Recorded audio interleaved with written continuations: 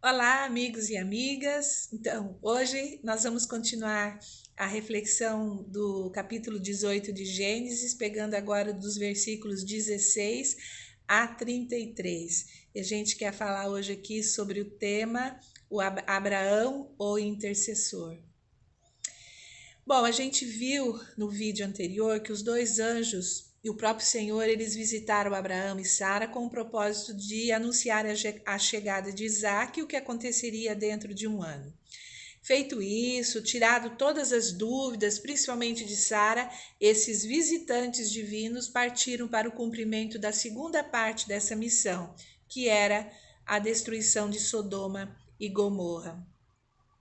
Gente, a aliança do Senhor com Abraão era tão forte, tão profunda, tão histórica, que Deus, decidiu não ocultar ao seu servo Abraão o que estava por vir. Isso está muito claro nos versículos 16 e 17 e 18 desse capítulo.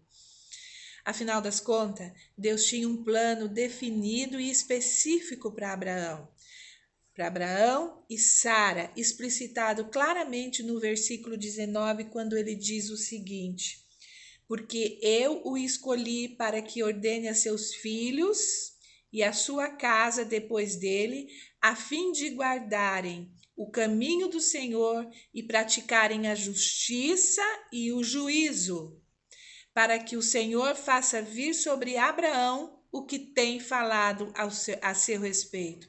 Eu acho, gente, esse versículo um versículo chave para a gente entender o propósito de Deus com esse chamado e com essa aliança com Abraão. Por que e para que Deus escolheu Abraão e o chamou? Olha bem, para que ordenasse a seus filhos e as suas famílias depois dele a duas coisas importantes: guardarem o caminho do Senhor e praticarem a justiça e o juízo, fazer o que é certo e fazer o que é justo. Apenas se agissem assim, Deus faria vir sobre Abraão e a sua descendência tudo aquilo que ele havia prometido.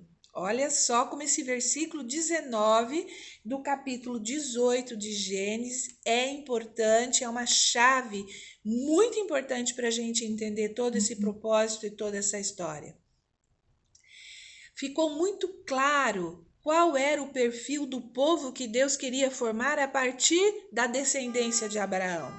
Um povo com características totalmente diferenciadas do caos instalado pelos povos fora dos preceitos de Deus. E Sodoma e Gomorra haviam chegado ao ápice da iniquidade. A história bíblica, ela vai nos mostrar que a descendência de Abraão cometeu muitos erros e desvios grandes, totalmente fora desse propósito divino. Por quê? Porque sabemos, meus queridos e minhas queridas, que pela força humana nós nunca vamos conseguir cumprir os propósitos e os preceitos de Deus. Nenhum de nós, nem eu, nem você. Por isso que Cristo veio. Só mortos e ressuscitados com Ele, nós seremos capacitados cotidianamente, desde que nós nos deixemos também, nos submetamos a isso, pela presença do Espírito Santo de Deus em nós, para que isso aconteça, para que a nossa alma seja tratada, para que o nosso eu seja tratado dia a dia, mortificado, e Cristo cresça cada vez mais em nós. E ali, Deus estava mostrando a Abraão onde o ser humano é capaz de chegar quando se distancia dele. Sodoma e Gomorra eram exemplos concretos dessa realidade. Interessante a gente observar que os anjos foram embora em direção a Sodoma, mas Deus permaneceu conversando com Abraão. Olha que coisa mais maravilhosa, gente. Deus permaneceu conversando, dialogando com Abraão, seu servo.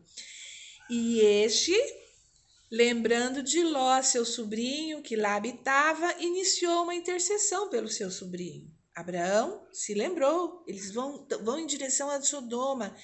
e meu sobrinho mora lá com a sua família. E aí ele começa a interceder em favor da cidade, pensando em Ló.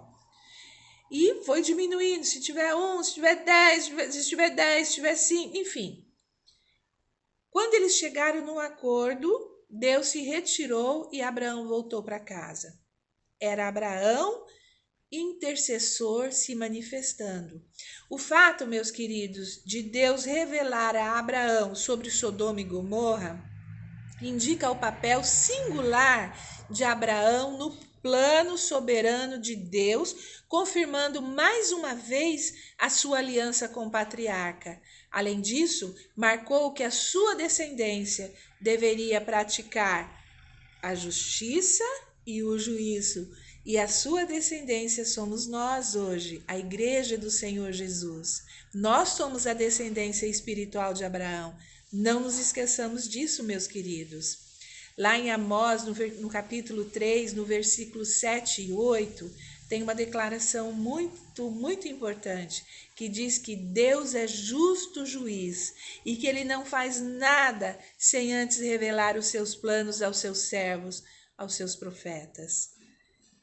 Nos submetamos, meus queridos, ao agir de Deus nas nossas vidas, no nosso ego, todo dia, para que nós possamos ouvir a voz de Deus quando Ele falar conosco. Deus abençoe a sua vida.